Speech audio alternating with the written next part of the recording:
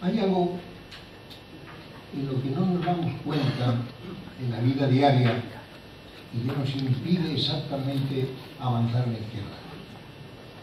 Ese algo es la captura de elementos culturales. Trabajamos con los elementos culturales del adversario, en parte esto es necesario, nos han formado en la mente, y cuando hablamos de libertad o democracia hablamos, por ejemplo, de la democracia burguesa, no de la democracia popular o la democracia de los trabajadores. En la crisis económica que se habla ahora y que nos está machacando a todos, cosa que desde hace 30 años una serie de personas venimos explicando que tenía que ocurrir, porque había un fenómeno que pasó desapercibido, o inadvertido, mejor dicho, que pasó inadvertido y sin embargo estaba claro. Es decir, el final del capitalismo se dio en un momento de autofagia y de superconcentración del capitalismo, en el momento que descubrieron que solo quedaba una mercancía por vender, que era el dinero. No les interesaba ya producir cosas, no les interesaba hacer comercio, ni hacer fábricas, ni extenderse en mancha de aceite, como dicen los economistas, decían los economistas burgueses liberales. Les interesaba nada más negociar con el dinero, hasta tal punto que se está manejando un dinero que no existe en el mundo físicamente. Son apuntamientos económicos, apuntamientos contables, apuntamientos financieros, los mercados de futuro, la compra de bancos por bancos, de valores financieros por valores financieros. Y ese momento de quiebra del capitalismo, la quiebra final, la que expresa, porque harán un remiendo y saldrán adelante, pero la próxima quiebra cada vez será peor y cada vez será más profunda, porque irá acumulando cada vez más imposibilidades para las masas. Es exactamente el momento en que descubrieron ese objetivo, que el dinero era una mercancía. Pasamos de ser un símbolo de intercambio el dinero. Había en medio la banca que por un pequeño beneficio, ojo, enorme por acumulación, pero pequeño en cada caso, estaba entre el productor, estaba entre el consumidor y financiaba a uno y a otro. La banca ya no le interesa ni el productor ni el consumidor, le interesa más jugar un juego interno, un juego final, que tiene mucho más que ver con el poder que con el dinero incluso. Yo digo que muchos banqueros de la actualidad realmente tienen el dinero suficiente pese a la crisis, les ha quedado el dinero y han acumulado todavía más dinero y vuelven a acumularlo porque vuelven a repetir el proceso, vuelven a acumular este proceso, pero lo que les interesa ya es la arrogancia, el poder, el dominio de los seres humanos, la desaparición de las personas, el triunfo de la técnica y de la máquina, de la cual a nosotros nos hacen ser los protagonistas de la primera parte. Somos ya máquinas, somos puras herramientas técnicas. Esto ha producido, por lo tanto, una confusión tremenda en lo que se llama la izquierda, pero hasta el punto de que la izquierda ahora en este momento es un concepto, yo diría que situacional, geométrico, es decir, se está a la izquierda porque en otro lado hay otras personas que están en la derecha, no es porque haya un contenido, sino sencillamente por una situación. Es decir, se mueve la derecha hacia el centro, la izquierda también se mueve hacia el centro y evidentemente van a esa superconcentración y cada vez cuesta más distinguirla. Es decir, tenemos la perplejidad cultural. ¿Qué hacer con el lenguaje?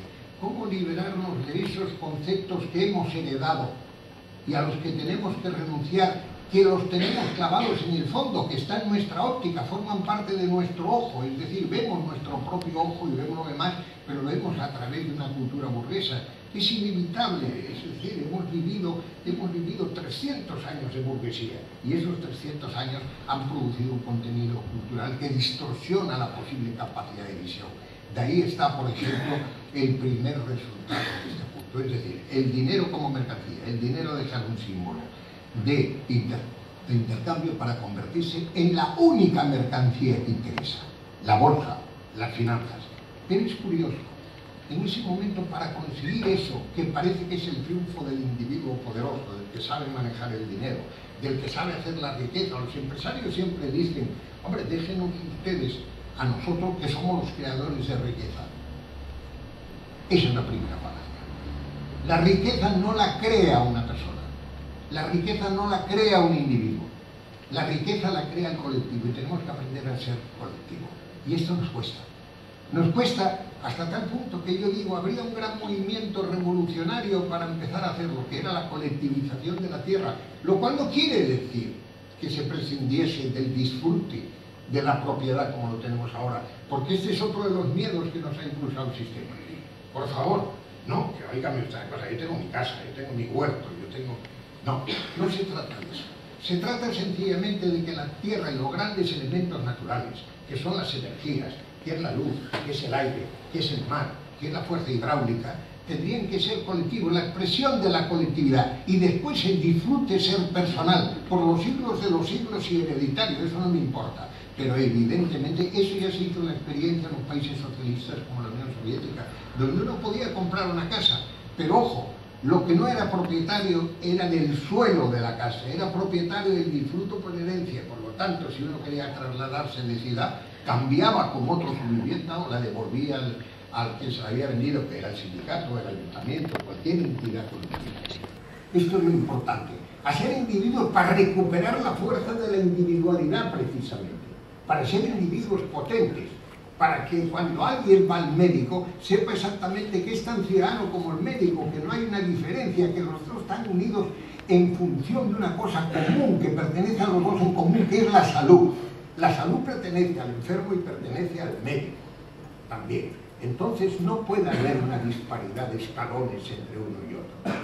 Es decir, buscar otra vez al individuo y decir el individuo no es nada. Hay ejemplos prácticos. Hagan ustedes una casa en Los Monegros, verán lo que vale. No entrarán ustedes a la burbuja inmobiliaria, no vale nada. No hay nadie. Rodéenla de 3.000 casas. Ya tienen ustedes un negocio, sin moverse. Es decir, lo ha creado la colectividad.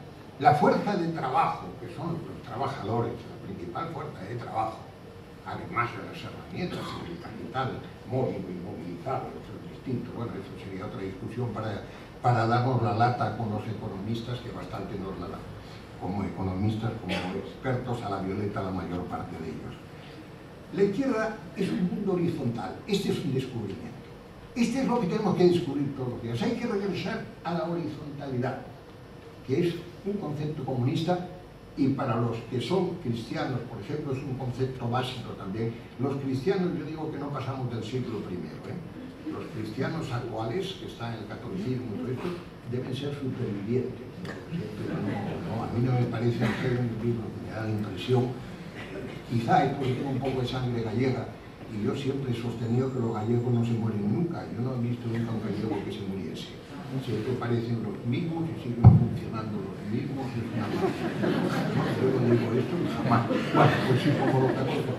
Los católicos empezaron en el siglo II y en el siglo III. Y ahí se estropeó y se convirtieron en un poder al servicio del poder político, constantino, etcétera, etcétera. Esto es una lata de historia que puede usted saber con cualquier libro.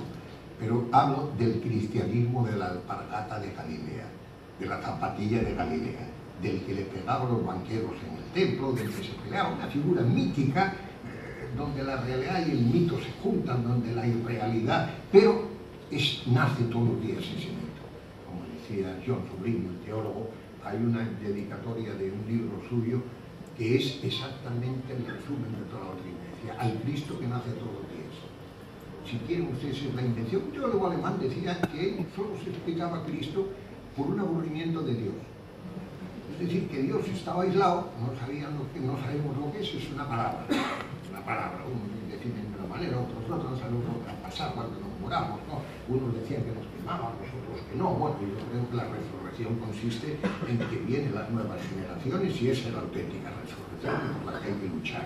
Pero esto lo sabían también los primeros. También renunciaron a esa creencia con Cristo.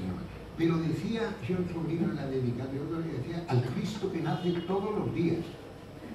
Entonces, hay que inventarlo también. Hay, como dice Hillman, el gran psicólogo, hay que hacer el alma se hace.